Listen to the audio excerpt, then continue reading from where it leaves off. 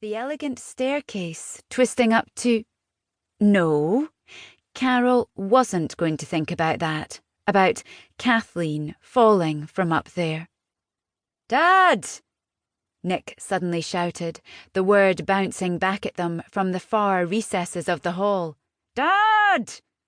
The boy's handsome face was drained of colour in the sudden brightness, the adolescent softness transfigured into sharp angles and hollows under the wing of dark hair that flopped across his forehead. He pushed it back absently. "Where are they?" he half whispered. And then he was running again, snapping on lights, throwing open doors, drafts, hitting Carol from all sides as she trailed him. Carol wasn't built for speed. Through the high-ceilinged rooms.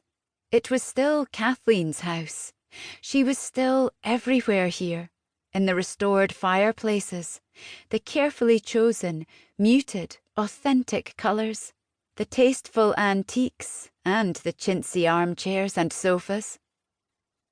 She followed him along the panelled corridor to the kitchen. Country house style, as Kathleen had called it. Maggie wouldn't know country house style if she met it in her soup.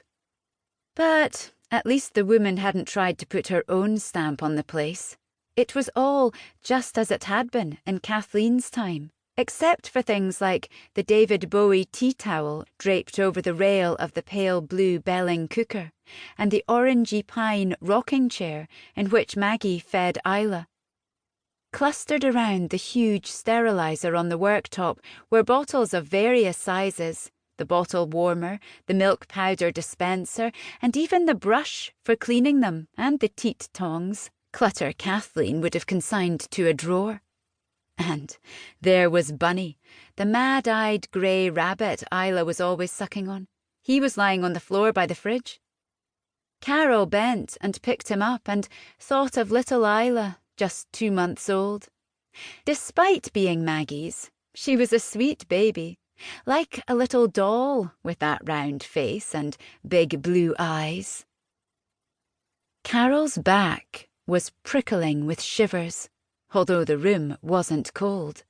In fact, the kitchen was hot, very hot. And then she saw the glowing red circle on the top of the Belling. "The hob's on," she said aloud, although Nick wasn't in the room. She could hear him moving about in the warren behind the kitchen. "Nick, the hob's on!"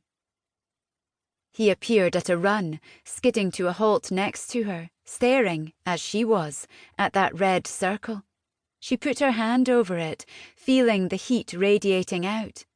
And sitting on the worktop next to it was a pan filled with water and an open bag of oatmeal. "Why were they making porridge?" said Nick. He turned and crossed the room to the table. And look, 3 mugs with half-drunk tea in them, and 3 bowls. He picked one up and turned it over. 3 empty bowls for the porridge, I guess. 3 spoons. "It looks like they were making breakfast," Carol blurted, but managed to stop herself completing the thought out loud, when something happened. "But we'd had breakfast. We'd cleared up the breakfast stuff. And why are there 3 mugs and 3 bowls? Isla isn't even on solids yet, and she doesn't drink tea." He was staring at Carol now, as if she could help, as if she would have answers. Someone else was here. Who else was here?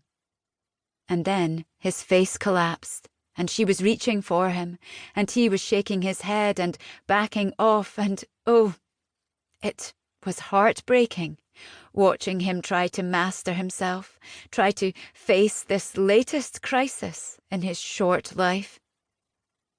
"We need to call the police," he choked. "I knew something like this was going to happen. I'd been trying to tell Dad ever since Maggie moved in. I've been trying to tell him, get him to see what she's really like, but he wouldn't listen. And now she's killed them. Oh, Nick, no!" Finally, he let Carol pull him in.